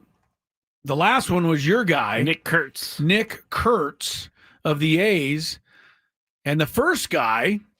Oh, it was a guy the Padres are a little more familiar with at the moment. Yeah. Eugenio Suarez. We were looking for that before the show. Yeah, we were trying to find it. Yeah, Eugenio did that this year also. So 3 guys have done it this year. Schwarber is a masher. Oh, yeah. I like Schwarber. I don't like him against us, I mean, I'm not going to root for the guy, but I just like watching him play. He's a little husky, you know what I mean? It's kind of my type of guy. He's not, he's not cut like the rest of these athletes. But when he digs in there, he just looks like he's ready to hammer the ball. And he does hammer the ball. And when he hits them out, they go out. I think he's still got the Petco Park record, does he not? He has to. Against Darvish. I don't know. Who hit Devers hit a pretty deep home run the other day. The other day, Devers hit a long one. I don't know that broke Schwarber's mark. That was the one he hit against Darvish in the playoffs. Oh, yeah. I remember watching it from the stands. We had where we were sitting, we had the perfect angle of the arc. It was not a fun to watch, but it was more like, it was quite breathtaking. It was definitely quite breathtaking. If I'm going to Philly to watch some games, I'm going to go sit in that little area where Schwarber hits his home runs to, like the right center field area. He hit 3 of them there last night. He did hit 1 to left center field. But Schwarber, awesome. We have to talk about the tennis on the other side before our countdown. Darn it! Yes, we did Because need to talk about the reason I tennis. want to talk about it so much is because the whole basis for this entire thing is one of the most ridiculous things I've ever heard in my life. Yes, it is. But we'll okay.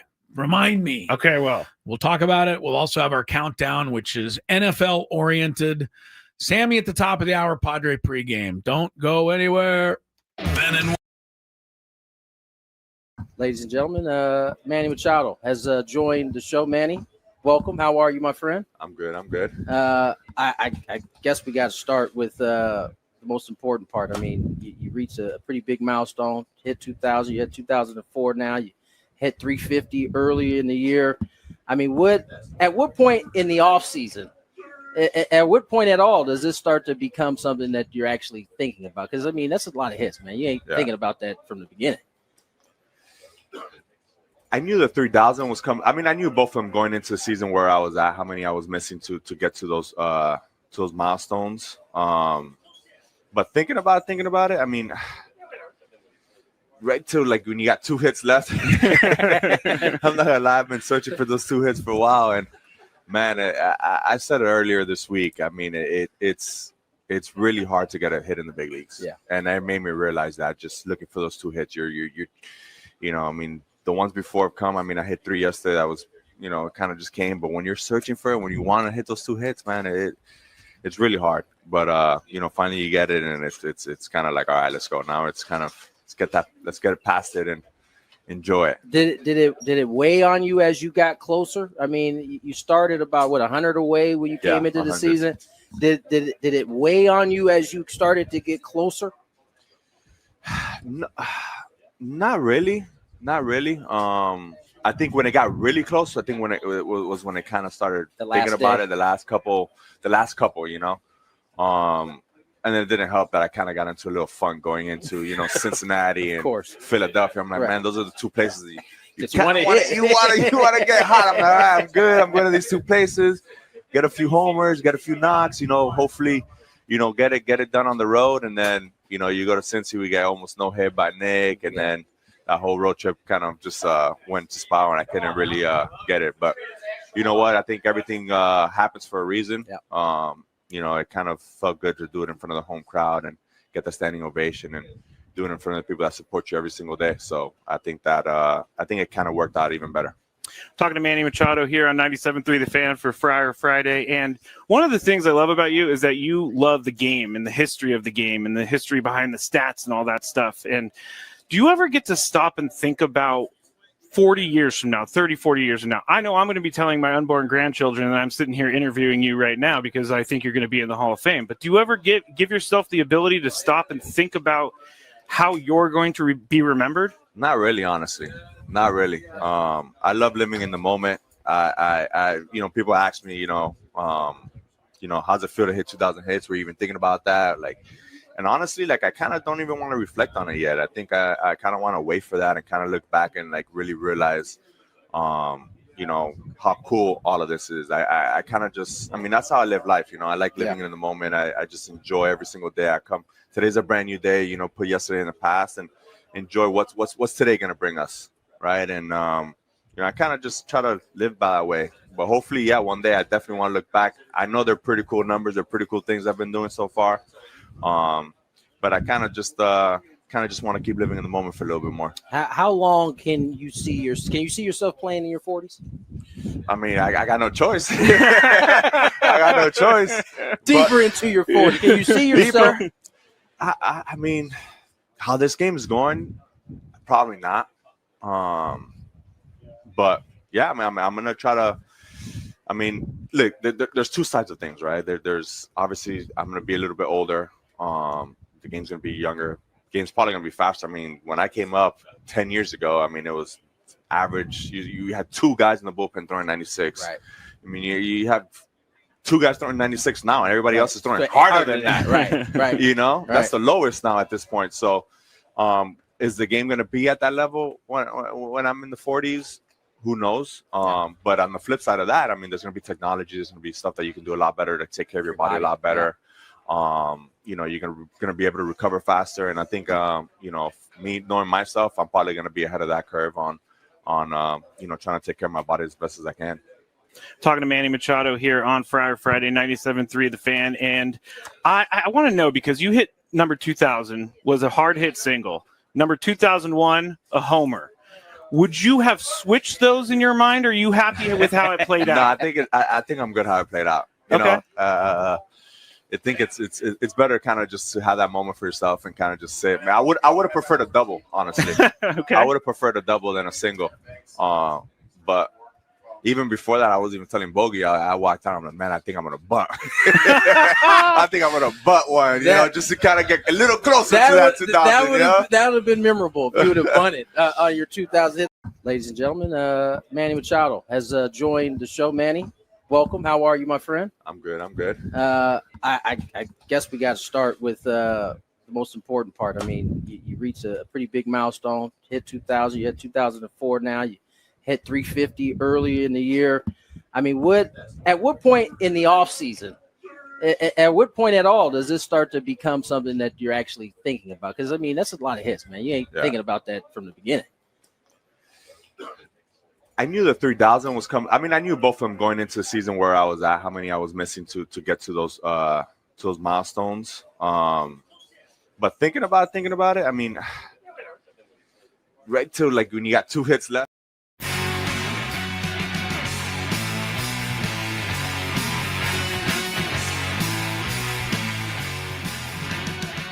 Chris Hello, Matt Skraby, Tony Gwynn's in Minnesota. Padres are in Minnesota. Got the pregame show coming up shortly after the top of the hour. We rejoin you here on Gwynn and Chris. Just tuned in. Padres will be without Xander Bogaerts. Big news of the day. 10-day injury list for Xander. Displaced fracture of the, what was it, right arm? Non-displaced fracture of the right arm. No, don't even put that Left in people's ear? heads. No, the foot. Foot, yes. The left foot, I believe. Very I think good. it's the left one. I'm sure it's the Yes, left one. He one, kept yeah. fouling the ball off of there. Yes. All right, so that's that's troubling. Troubling is the right word. Yes, Iglesias will be in there at shortstop tonight. Jackson Merrill and Michael King both hopefully back, according to Kevin Acey's latest. Both will hopefully be back next week for the Orioles series. Padres face the not exactly famous right-hander, Zebby Matthews, tonight of the Twins. Pavetta tomorrow. And Sunday, Roku game. So will it even exist? Yes, it does exist. Padres don't have a starter named for the Roku game Sunday morning at 10:05 that none of us will get to watch. Just you. Just me? Okay. You ask how many people out there are going to dig through Roku to find a way to watch this game Sunday. I bet it's a smaller percentage than you think, sir. Okay. All right, we're going to get to our countdown. Okay. Get to our countdown before the end of the show, but we have to check some traffic. And then, no, first do the tennis, then do traffic, and then do countdown. all right, we'll do the tennis. Sorry. I just All right, here's yelled. what happened in the tennis, and this has been driving Skraby crazy. And it has returned into a national federal case here. It's insane. It really has. Over what? Go ahead.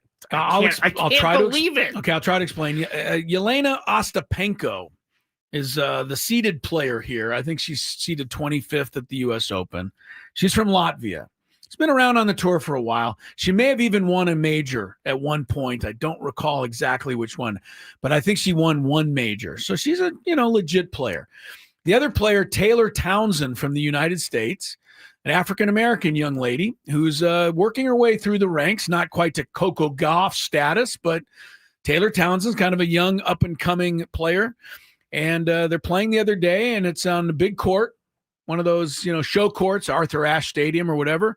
Like center court type thing? That type of thing. I think they have 2 show courts. It might have been the other one. Show courts. Show courts, like a lot of people, instead of just an outside court where Okay. people are milling around. Okay. This was in a show court where there was people in the stands, 10,000, 20,000 people Okay. watching. Townsend getting cheered throughout because she's the U.S. player, right? And I think Ostapenko felt some type of way about that as well, although I don't know if she said so. But, Townsend's getting all the hometown support. Townsend wins the match. And when they go to shake hands at the end, Ostapenko starts basically yelling at Townsend across the net.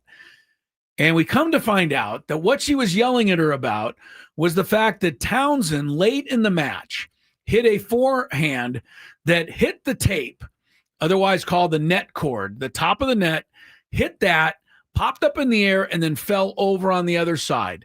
That gave a key point in the match to Townsend, because when the ball does that, the other player can't react normally in time to get to it. Yeah, it kills all the momentum of the ball. Right, it changes the direction, everything happens. Townsend, when she hit the shot, did not do what most players do, and this is why Skraby's crazy, but I'm going to say most players, when the ball hits a net like that and goes over, they kind of raise their hand as if to say, I got a little lucky there. That is crazy to me. It is. We'll talk about that in a second. We'll go back through it. But most players, men, women, Alcaraz, everybody probably but McEnroe, they raise the hand. They go, hey, I got a little lucky there. And then the other player is, disgruntled, but at least, the other player acknowledged their luck. Anyway, Townsend did not acknowledge it. And Ostapenko thought she was, not displaying good tennis etiquette. And so after the match, screamed at her for not having the tennis etiquette. And then also said, you're not very smart. Yeah. You're not very intelligent. Yeah. You should know better, Yeah. whatever. Yeah. A few other things. Yeah. Townsend's only response was, I let my tennis do the talking. Yeah. But this has blown way up. And I want to focus on. I know what you want to focus on, but let me just finish up. Okay. The fact that Townsend is a black player is part of this, and the fact that Ostapenko said you're not very intelligent, not a really intelligent thing to say. I agree. Yeah. Okay, let's be straight. And I'm not trying to defend, nor would I ever defend anyone saying what Ostapenko said, but she is from Latvia, maybe not a 100% smooth on the English language. Sometimes things maybe come out the way you don't want them to. Sabalenka, the top player, defended her to a point and said, look, Yelena's really nice. She gets frustrated. It may have got the best of her, and I don't think she meant what she said. All right. But what Skraby wants to go back to is, why did Townsend even have to acknowledge the net cord in the first place? I never want to hear about golf being a lame sport ever again. This drives you crazy. We're talking about professional sports with lots of money on the line, TV contracts, the entire world watching this tennis match, and she's mad because she didn't say, I got lucky? I don't even have words for how stupid this is. But it is... okay. In defense of you. Okay. Buster Olney tweeted out, this is the most ridiculous thing I've ever heard. Buster said, did Kawhi Leonard apologize for that ball that bounced 10 times off the rim and went in? Oh, I'm sorry. I got to win lucky the on that playoff one. series? I'm sorry. I got lucky. Correct. That's a great and he comparison. cited a couple of other ones where, a tip pass, nobody runs down the field and goes, my bad. You just take it and run it into the end zone. Yeah, what about the David Tyree catch? Oh, but it came off my helmet. I'm sorry, I got lucky. Yeah. It's ridiculous. All right, so you think it's ridiculous. It makes me laugh. I think it's a nice touch, and I think it's a sporting thing to do. And I only bring it up because it is a tradition in tennis, and I think that Townsend probably should have known about it. Maybe she did know about it and just didn't feel like doing it at that moment. But I will tell you that there are people who think golf is a little silly for some of the little traditions that golf has. This, that, and you the have other. to be quiet. And Well, there's etiquette. You don't walk in a guy's putting lane. You get out. But that has purpose, so you don't mess up the grass. I know. It seems to make sense. But it makes sense to you. It doesn't make sense to everyone else out there. Anyway. That's the big hullabaloo at the U.S. Open. I mean, I don't know what the actual fallout has been. Has there been any more? It's fallout, yeah. It just keeps going. It does. It does. And I think Ostapenko is going to be like public enemy number one for a while now. Because what she said is just totally uncalled. I do think totally that uncalled for. Cultural differences are always a part of this, because I think it is a part. Obviously, she's from Eastern Europe, so it's not like she grew up in the United States, but but still, like, I think she just was mad she lost and she started screaming things, and she screamed the wrong stuff. And Naomi Osaka, one of the well-renowned players, said it's really difficult. I think obviously it's one of the worst things you can say to a black tennis player in a majority white sport. I do think so this has created, the stir that it deserves to have created, and I hope it keeps, even people with the language. Because I always think of myself playing in Latvia, and then the guy's interviewing me after the match, and I have to try to answer questions in Latvian. Probably not going to say everything that I really mean to say. Yeah, I want to make it clear too. I'm not like I'm not downplaying the racism. We're not defending Ostapenko at all. Originally, before this whole thing blew up into what it is now, we wanted to talk about. I just want to talk about the net cord thing. You think the it's crazy silly. thing that's insane. Next time you watch any tennis match and a ball tips off the net, I guarantee you the player will put their hand up. Next time I hit a cart path, or if and it bounces onto the green, or it bounces in the fairway, I'm gonna be like, "Hey guys, I'm sorry, I got lucky there." Apologize. Sure. All right. Are we ready for traffic and countdown? Yep. From the 855 Get Ross Traffic Center, protecting San Diego after accidents or injury, here's Kelly Danick. Busy afternoon as a lot of folks either coming to town or leaving town. Got a crash on the East Street on-ramp to southbound 5. Also an accident, Hamishaw off-ramp southbound 125. Stall partially blocked the right lane southbound 805 right at the East 905 connector ramp. Also a collision reported on the Deer Springs Road off-ramp southbound 15 and South 5 coastline before Mission Avenue. Stall in the center divide. We also have a surface street accident blocking lanes in Lakeside, Winter Gardens Boulevard at Woodside. I'm Kelly Danick with Gwynn Chris, San Diego's #1 sports station, 97.3 The Fan. It's now time for Gwynn and Chris to rank their top 5 of the day. Gonna grip and rip as usual. But this isn't just a regular top 5 list. I love it. It sounds sadistic, but I love it. This is the countdown, and it starts right now on 97.3 The Fan. All right, let's do it. Countdown, top 5 category today will be with the NFL season. Only, 12 days away, 10 days away from the opener? Soon. No, less than that. What am I talking about? It's like 6 days. Yeah, 6 days. Sorry, 6 days. I know I don't do math, but I can do No, that. I don't either. Yeah, and I missed badly there. 6 days. Next Thursday, opening game. Next Sunday, a week from this one. Yeah, by the way, wives, any wives out there in the audience? I'm sure there are. Might want to grab hold of the husband this Sunday and get done whatever it is you need to get done. Because starting next Sunday, it's going to be harder to get the husbands. Yeah, make sure that happens on Saturday. Yes, the husbands, this is the last Sunday that you get the husband's undivided attention, I'm sure. Yes. All right, so five bold predictions for the National Football League's upcoming season. Bold predictions. Stuff we think is going to happen this year in the National Football League. I'll go first. Okay, good. All right, I'm going to reprise one of the ones I said last week when we were kind of kicking around some predictions. Okay. Because I thought it was kind of funny and I want to say it again. But my bold prediction is that by midseason, Mike Tomlin has already punched out Aaron Rodgers somewhere on a sideline.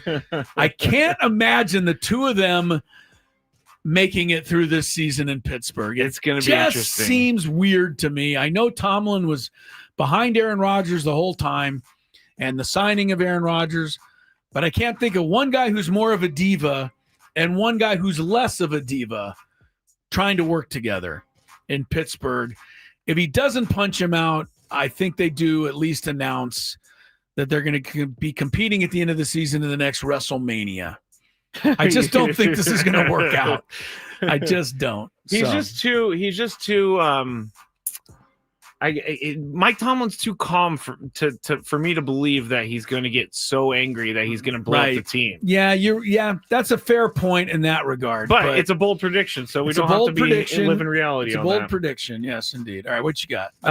First, if you love Mediterranean food, try Spiro's for authentic Mediterranean cuisine in Coronado or La Jolla. For dining or takeout options, visit spiroscuisine.com. I am craving some pita and hummus right now, Chris. I'll run and get you some. Okay, my number 5 is going to be the Dallas Cowboy fan base gets so mad at Jerry Jones, he has to go into hiding.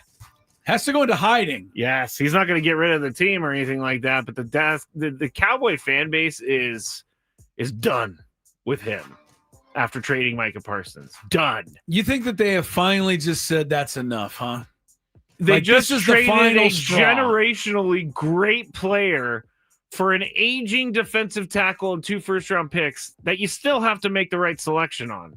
What I like to a certain extent, the only thing I like is that Jerry came right out and looked right in the face of the criticism and said, yeah, this trade makes us much better and gives us a better chance to win this year. Like, really? Like, Well, he there's has to no say one something. but to just go with a bold-faced lie like that and try to get people to believe it, like, who else would do that? See, billionaires. I have an example of somebody who I think does that, but I'm not going to say who. Oh, gosh.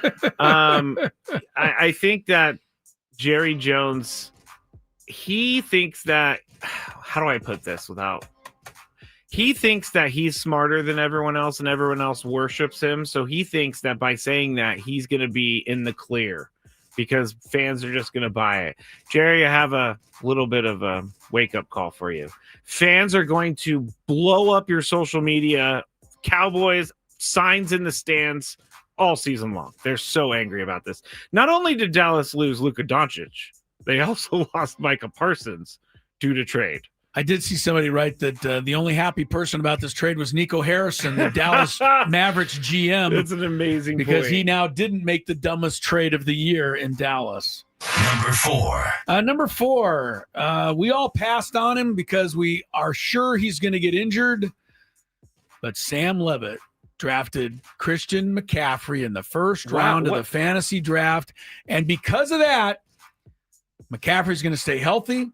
And he's going to lead Sammy Lev to his first fantasy title. Oh, you're calling a fantasy title championship for Sammy Lev because he had the guts to take Christian McCaffrey when no one else would do it. Wow, that is bold, I gotta say. Yeah, the odds of him staying healthy the whole season are remote. But if he does stay healthy the whole season, you can't argue that that's probably a pretty good pickup for Sam Lev as the 10th, 11th pick. Yeah, it was down the line for sure. So. All right, my number 4 is going to be, sorry, Chris, Tyreek Hill is not going to be a Dolphin by the end of the season. He's not going to be a Dolphin? He's going to complain so much with him? Yeah. that they're going to trade him because he does not want to be there. He already said it last year.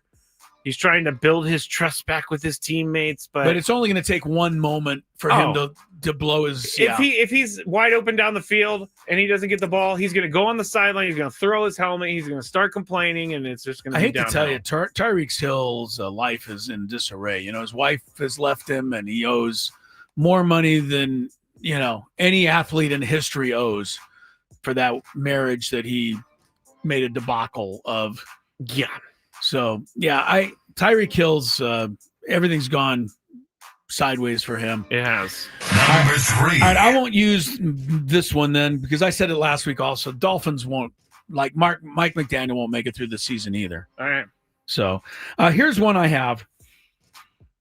Along with the Dolphins, and maybe these aren't surprises anymore, but I think the Dolphins will finish last this year.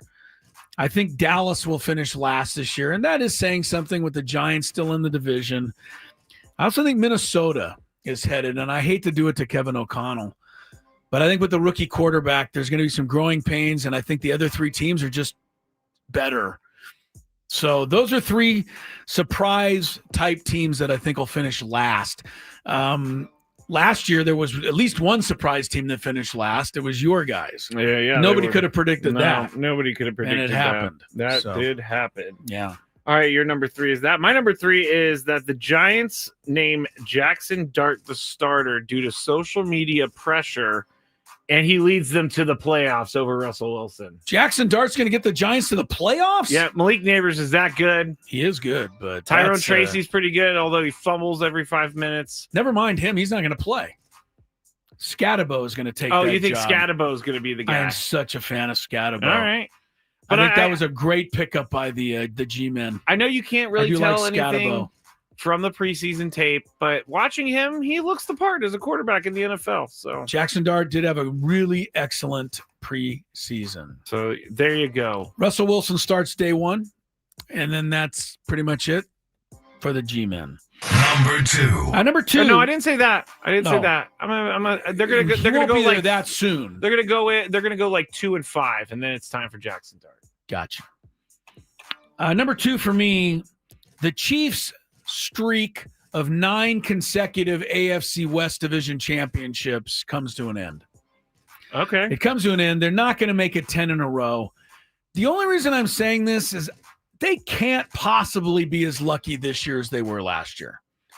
And if you go back through their season last year, you know what I'm talking about. They won like 7 or 8 games. I know. That they just were miracles. And they weren't always Patrick Mahomes miracles either. They were ref calls and guys stepping out of bounds. And one, it was just the nuttiest thing.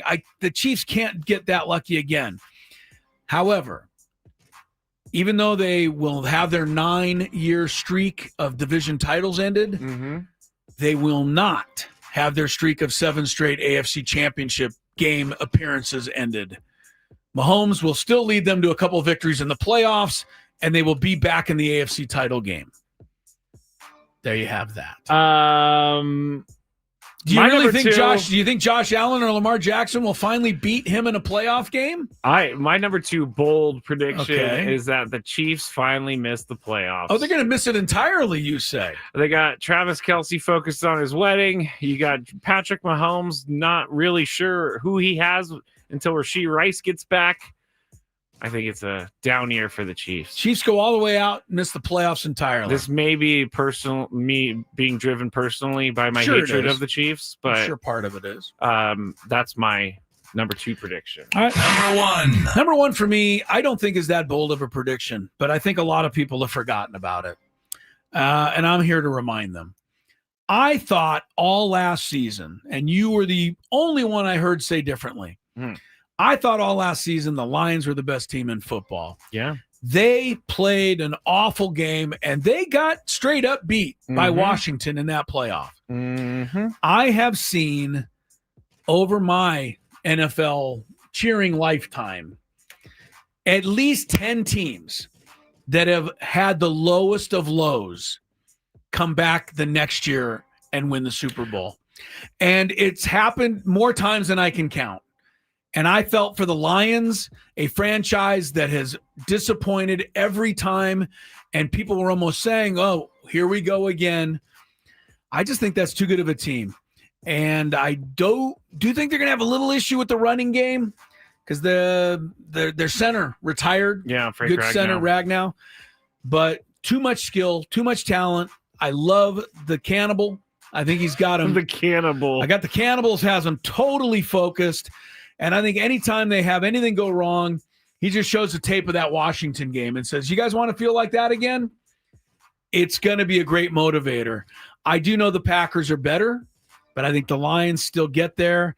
And I think they go back to the Super Bowl for the first time in Detroit history. Wow, that is pretty crazy. I don't think it's that bold, though. I mean, they're one of the favorites, certainly, to do that still. Are they not? Or is everybody giving up on them? No one's giving up. They still got their players. They still got Amon-Ra St. Brown, Jahmyr Gibbs, Sam Laporta, who Chris wanted until I stole him from him. They've got your whole fantasy team.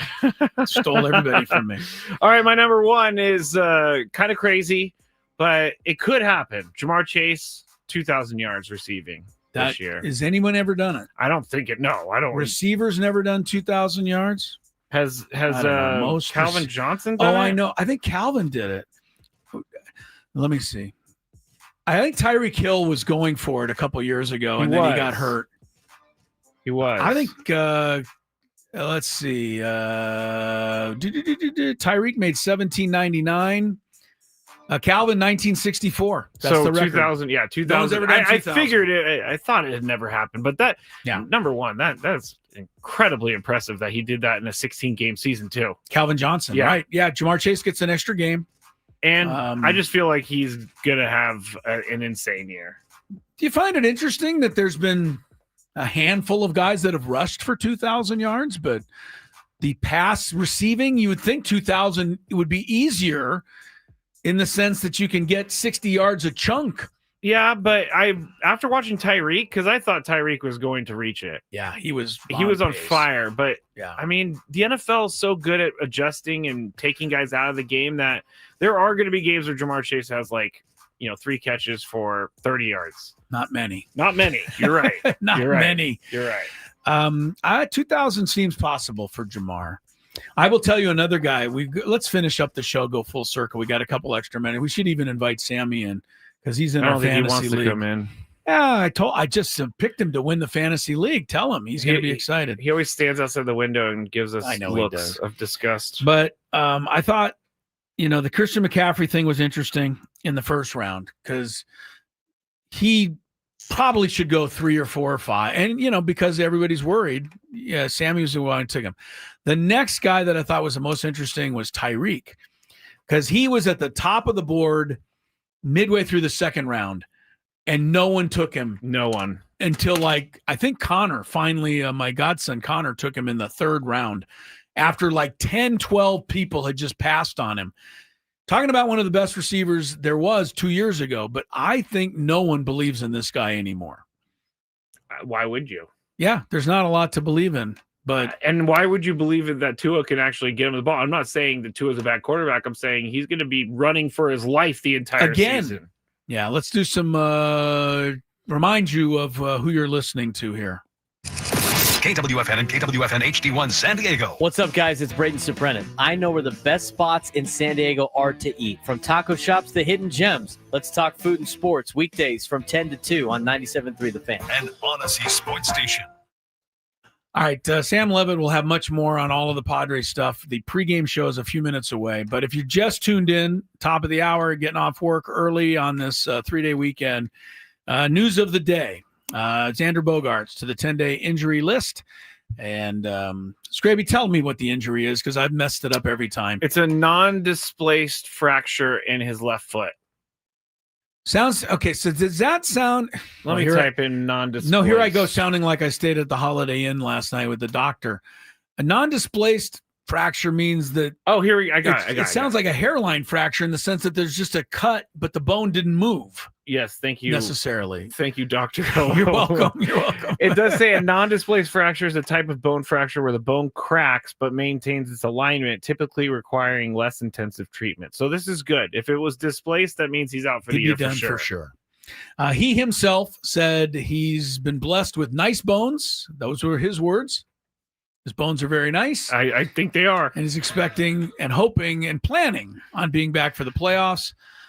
Kevin Acee did tweet out that is, what is hoped for, but we can't guarantee that that will happen. No, we also got an update on Jackson Merrill and Michael King. And Jackson Merrill is taking live at bats in Arizona, or took live at bats. He looks like he's going to be back for the Orioles series when they come back to town on Monday. And then Michael King made a rehab start, or he actually just faced live hitters, and he is fine too. They think he's going to be back for the Orioles series as well. All right, long time. Oh, and by the way, the reason they probably won't have to make roster moves because on Monday the roster opens up goes by up by a couple guys. Yeah. But today McCoy was called up, right? Mason McCoy. Yes, Mason McCoy was called up. Bogaerts. Correct. Okay. You want to hear a crazy? I don't like to say crazy, but you want to hear a wild thought? If Tatis, this is from the chat, if Tatis wasn't making the big bucks, he'd be in El Paso. Okay, let's move on because I can't even go there. I mean, this is I don't want to make fun of people, but that is not a truthful statement in any sort of way. Why are people mad at Tatis? He had a pretty good week so far. I thought he started hitting the ball with a little authority, but I hope it continues. Arise, by the way, tell that fan, is in the lineup batting second tonight, so he'll be happy to hear that. Longtime Giant fans, probably as long as I've been around, so you may not remember this guy, Skraby. Nice relief pitcher in the mid-'70s for the San Francisco Giants by the name of Randy Moffett, passed away today at the age of 76. Randy Moffett, famous for a couple of things. He was a first-round draft choice in 1970 for the Giants. He had 96 saves, which is a lot back in the 70s in his career. He's on the Giants Wall of Fame. He's also in the Long Beach State University Athletics Hall of Fame. But what he's probably most famous for is that Randy Moffat's sister is the great Billie Jean King. Oh. Yeah. Billie Jean King, the tennis star, her maiden name was Moffat. Okay. And Randy Moffat was her brother. Passed away today at the age of 76. Thoughts out to Giant fans and those who might have had occasion to spend a little time with Moffat, as it were. Tonight, the Reds are playing the Cardinals. Reds have an early 2-1 lead. I will tell you this, the Padres are now 7 games clear of the Reds for the wild card, Skrabe. It's looking better and better. I don't think anybody thinks the Padres are going to miss the playoffs, right? But if something did happen and we went into a tailspin, we got a lot of room for error. I'm just saying. I agree. The other one is the Mets. But I don't like that. No, I don't want to worry about it, but I'm just saying a 7-game spread is very comfortable right now. The Mets are 3 games behind us. Here's why I don't think the Mets can catch us in the wild card standings. Okay. The Mets still have 13 games left on the road against teams with winning records. They have a very, very daunting schedule down the stretch. I like that. Padres have only 3 such games remaining. And those will be in New York, as it were, against the Mets. But I don't think the Mets can catch us based on that schedule there. Okay, I mean, with the Padres having their schedule, this shouldn't. Padres should take advantage of what yeah. they've got coming up. Dodgers, if you're wondering, 2 games ahead of the Padres tonight. Dodgers are home to the Diamondbacks. We can all cheer for our friend, the Milkman. Mr. Gallon. Mr. Gallon is going tonight for Arizona, and another one of our favorites, Blake Snell, for the Dodgers. Former favorite. Yeah, I still kind of like Blake. I mean, I don't root for him, but I like him. I can separate the two. Kinda. But you're right. In battle, I can't separate the two. I can't. Like when he's out there pitching for the Dodgers, and I'm like, no. But, in general, I'm a Blake Snell fan. I'm a Sammy Levitt fan, and he's coming up next with the pregame show. He'll be with you throughout the 3-day weekend, all Padre baseball. Then we come back Tuesday to wrap it all up. And it'll be the 2 days. Stop it, Sammy. We're hurrying. Gwynn and Chris, so long. Have a great Labor Day, everybody. Don't labor too hard.